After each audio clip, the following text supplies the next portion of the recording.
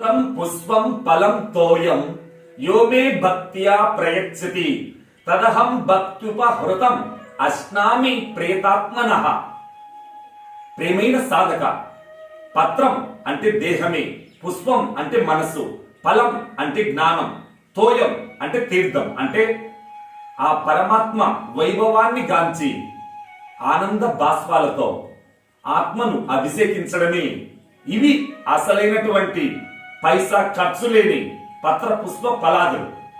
మిత్రమా, ఇవి ప్రతి ఒక్కరి దగ్గర ఉన్నాయి. కానీ వీటిని వెలికితీయాలంటే దృఢమైన నిష్ఠ కావాలి.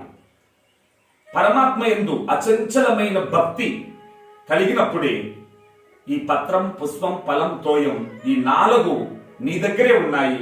అవి నీవి కాదు, అవి పరమాత్మునియే అనే దివ్య జ్ఞానం నేత్రం ఎప్పుడైతే తెరుచుకున్నదో అక్కడే దైవానుగ్రహం. ఓం స్వస్తి.